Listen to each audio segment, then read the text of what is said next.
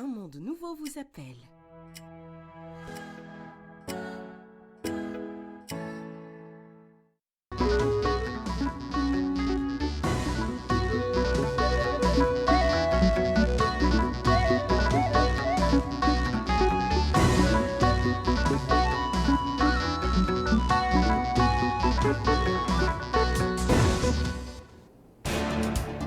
Démarrage des Olympiades et du rallye des sciences pour l'année 2024 sur toute l'étendue du territoire national. Le ministre de l'Éducation nationale visite certains centres de la capitale.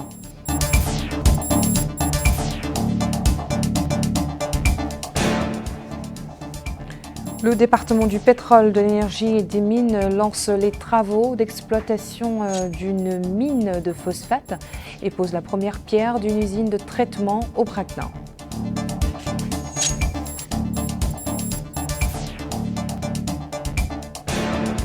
Et dans l'actualité internationale, les forces d'occupation israéliennes poursuivent leurs offensives contre la bande de Gaza, faisant des victimes.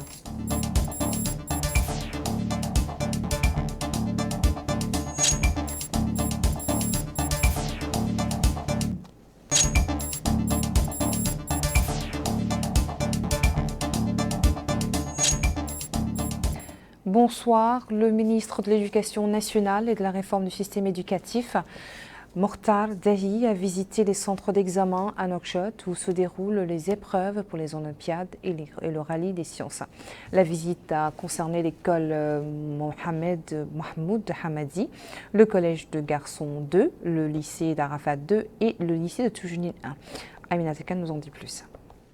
Cette visite du ministre de l'Éducation nationale et de la réforme du système éducatif, Mokhtar Dahi, a englobé le collège de garçons numéro 2 dans la wilaya de Nouakchott Ouest, le lycée d'Arafat 2 dans la wilaya de Nouakchott Sud et le lycée de Toujinine 1 à Nouakchott Nord. L'objectif est de s'enquérir du bon déroulement des examens du rallye des sciences et des Olympiades pour leur 8e édition à laquelle prennent part 11 600 candidats, dont 6 200 à l'Olympiade et 5 400 au rallye des sciences.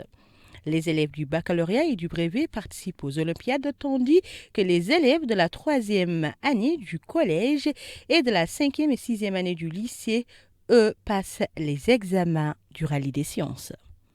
Le ministre a expliqué en marge de ses visites que ce concours est destiné aux dernières années des filières de physique, sciences et mathématiques, soulignant que le nombre de participants cette année est supérieur à celui de l'année dernière. Il a indiqué que l'objectif du concours est de préparer ses participants et de les encourager à s'intéresser aux matières scientifiques. Félicitant les équipes qui gèrent les programmes, Moahib leur demandant de travailler davantage et appelant les élèves à faire preuve d'assiduité et de persévérance dans les matières académiques pour pouvoir représenter dignement notre pays dans les compétitions internationales et régionales. Il est à noter que la prochaine étape des Olympiades aura lieu le 18 février prochain et sera organisée dans les capitales des wilayas, tandis que le deuxième tour du rallye se déroulera entre un groupe de wilayas pour la qualification des meilleures équipes dans chaque niveau. Et dans le domaine parlementaire, la Commission des affaires économiques de l'Assemblée nationale a consacré la séance sous la présidence du député Mohamed Mokhtar Mohamed Mahmoud à l'examen de 3 projets de loi. Le premier est un accord de prêt signé entre la Mauritanie et le Fonds africain pour le développement, affecté au financement d'un projet d'appui à la gouvernance des institutions publiques. Le second projet de loi est relatif à un accord de prêt signé entre la Banque islamique de développement et la Mauritanie et concerne le financement du projet de création d'établissements régionaux d'enseignement supérieur.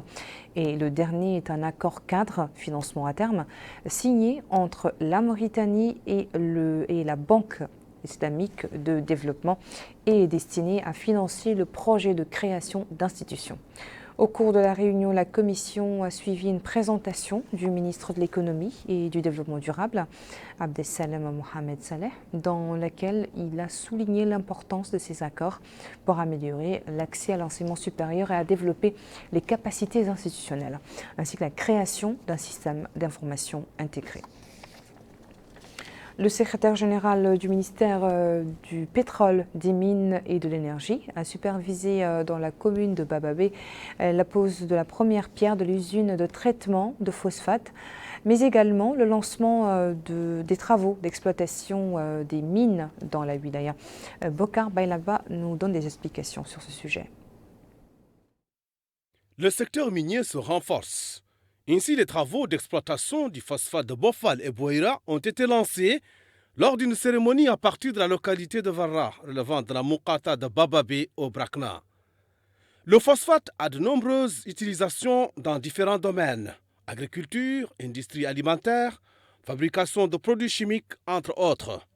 Et à cette occasion, le secrétaire général du ministère du pétrole, des mines et de l'énergie, Ahmed Salem Ribihad, a déclaré que ce projet économique promoteur contribuera de manière significative au développement de l'économie nationale en créant de nouvelles opportunités d'emploi et en fournissant des revenus au pays.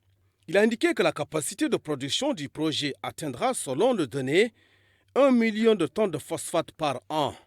Autre allocution, c'est celle du directeur général de la société mauritano-saoudienne de phosphate, Abdallah Ould Cheikh Ahmed Baba, qui a indiqué que la cérémonie de lancement des opérations de développement du projet constitue le point culminant de l'achèvement de tous les processus d'évaluation des études de faisabilité conformément aux standards modernes reconnus à l'échelle internationale.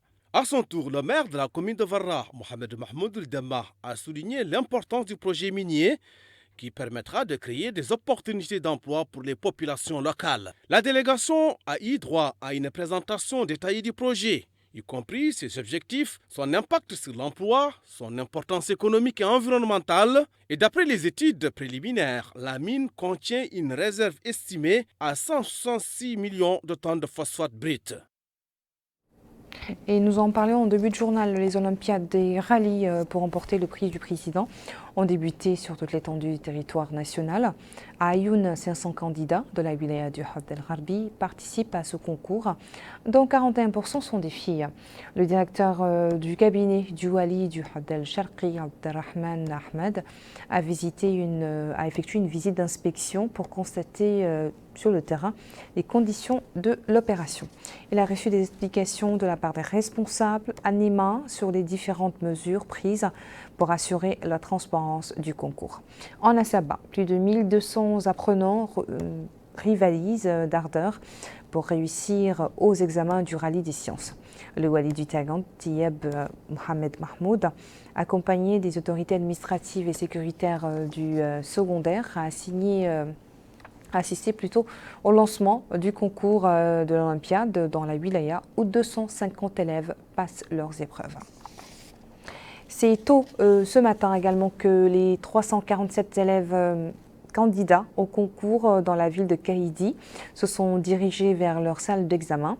Pour s'enquérir du déroulement, le Wali Ahmed Sidiouba s'est rendu dans les centres où il a appelé les équipes à veiller à l'organisation stricte des examens. La 8e édition du concours du président a été lancée au complexe éducatif de Satara, dans la ville de Rosso, avec la participation de 412 élèves. 198 étudiants des 3e, 5e et 6e sont retenus pour la première phase du rallye, tandis que 214 étudiants 7e vont concourir pour les sciences. Le Wali de Dakhlet Nouadhibou, accompagné du vice-président de la région et du maire de la commune de Nouadhibou, ont été informés du déroulement des compétitions de l'Olympiade et du rallye des sciences au niveau du lycée numéro 2 et à l'école préparatoire numéro 1 de la ville. Idem pour son homologue de la wilaya de l'Adrar, Abdallah Mohamed Mahmoud, s'est rendu au lycée d'Attar pour constater les conditions dans lesquelles se déroule l'examen. Au Thierry Zemour, le concours organisé par le lycée de Zouerat a réuni 516 élèves. Le directeur de cabinet du Wali du Thierry Zemour a effectué une tournée à l'intérieur des centres d'examen et a souligné l'importance de ce concours pour rehausser le niveau des élèves et créer en eux un esprit de compétition positive qui contribuera à développer leur performance éducative. Dans la wilaya de l'Inchiri voisin, 255 élèves prennent part à ce concours, 80 élèves pour les Olympiades et 175 pour le rallye des sciences. La municipalité de Tintin a reçu les clés des voitures équipées pour l'assainissement de la commune. La cérémonie s'est déroulée en présence des autorités administratives et sécuritaires. Moussa Ndiaye nous en dit davantage. Cette initiative de l'honorable député de la Muqata de Tintan dans la wilaya de Ouad al-Gharbi, Sidi Mohamed Ouli Seyidi, a pour objectif contribuer à l'amélioration des conditions des élèves et habitants de la localité. Aussi, elle permet à la commune de Tintan de renforcer ses capacités dans différents domaines d'activité et d'intervention. Le maire de la commune de Tintan, M. Nbeipe Oulitaleb Bassil Ahmed, a remercié l'honorable député pour ses gestes. Dit-il, va sans nul doute contribuer à l'amélioration des conditions de vie des habitants de Tintan, notamment en ce qui concerne les citernes de l'hydraulique et le cadre de transport interne destiné à réduire les frais de transport des élèves, a-t-il conclu. Quant aux habitants de Tintan, cette action de l'honorable député vient s'ajouter à d'autres initiatives. Pendant que certains affirment que Tintan a besoin de plus d'efforts des uns et des autres face aux ordures et autres. Cette initiative n'est qu'un service rendu aux citoyens, a déclaré l'un des habitants de la Muqata de Tintan. Avec ses moyens de transport et autres, la commune de Tintan Ouad al-Gharbi aura désormais une possibilité de venir en aide aux acteurs de la société civile qui s'activent dans le domaine de l'environnement et de l'assainissement. La coordination Tawarzena et ses alliés ont organisé hier une rencontre politique sous le thème Ensemble, nous soutenons la candidature du président de la République, Mohamed Cheikh Al-Ghazouani. La manifestation qui a vu la participation d'un groupe d'élus, de dirigeants politiques et d'acteurs a été marquée par plusieurs interventions qui ont unanimement approuvé la candidature du président pour briguer un second mandat. Dans son discours à cette occasion, la présidente de la coordination, Fatimetou Abdelmalek, a affirmé que soutenir le chef de l'État est synonyme de la poursuite des projets de développement et de construction d'une nation émergente. Et nous restons toujours avec l'actualité politique. Un groupe composé de responsables politiques et militants a organisé hier soir à Riyad, dans la wilaya de Nouakchott Sud, une cérémonie au cours de laquelle était annoncée la naissance d'une initiative politique dénommée Initiative du projet national de développement pour soutenir le président de la République. La porte-parole de l'initiative Binta Sow a indiqué que cette initiative est intervenue après un diagnostic de la réalité sociale qui a fait l'objet d'une attention particulière de la part du président de la République et qui a connu un changement qualitatif. De la politique aux activités culturelles avec la sortie du livre Retour sur un itinéraire professionnel en version arabe et française de l'ancien ministre Mohamed Nani. L'ouvrage publié aux éditions Joussour revient sur l'expérience professionnelle de l'auteur durant 3 décennies et demie, au cours desquelles il a occupé de très hautes fonctions au sommet de l'État mauritanien durant la période de 1980 à 2018. L'auteur a expliqué que les raisons qui l'ont poussé à écrire ce livre font suite à une auto-évaluation à travers laquelle il lui est apparu clairement qu'il est de son devoir moral envers son pays de donner un aperçu de son travail tout au long de cette période. Hier soir, dans son nouveau siège Nouakchott, le Conseil de la langue arabe a tenu un colloque scientifique sur la coordination des travaux de la construction de partenariats au service de la langue arabe en Mauritanie. Lors de la conférence d'ouverture, Dr Khalil Naoui, président du Conseil de la langue arabe, a salué le rôle du président de la République dans le soutien de la langue arabe, rappelant son parrainage de la conférence de la langue arabe en Afrique. Il a souligné que la lutte pour la langue arabe doit être une lutte continue.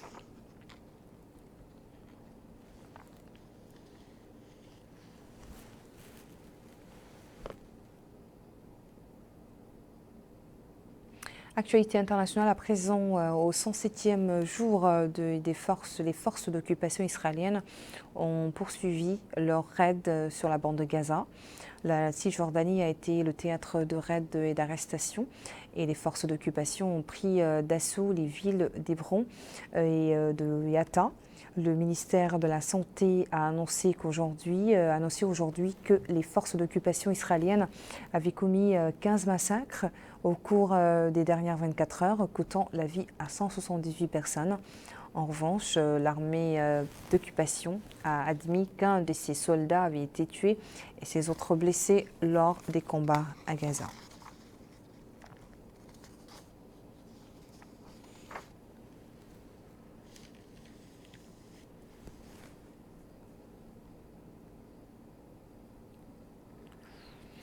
Une large coalition d'opposants de la loi renforçant les conditions d'immigration en France a organisé aujourd'hui les marches dans la capitale, Paris, Nantes et d'autres villes pour protester contre la promulgation de la loi qu'ils considèrent une victoire idéologique pour l'extrême droite.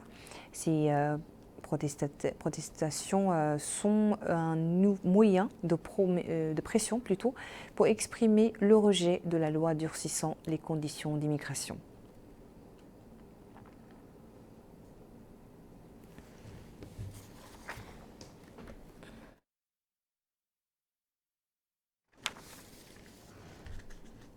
Et nous arrivons à la fin de notre journal. Merci à vous de nous avoir suivis. Le rappel des titres à la une. Démarrage des Olympiades et du rallye des sciences pour l'année 2024 sur toute l'étendue du territoire national. Le ministre de l'Éducation nationale visite certains centres de la capitale.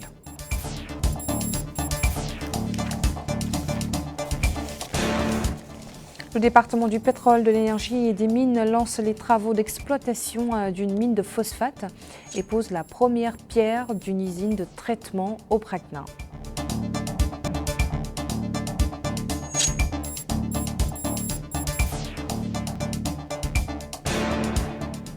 Actualité internationale, les forces d'occupation israéliennes poursuivent leur raid, leur offensive contre la bande de Gaza et faisant des victimes.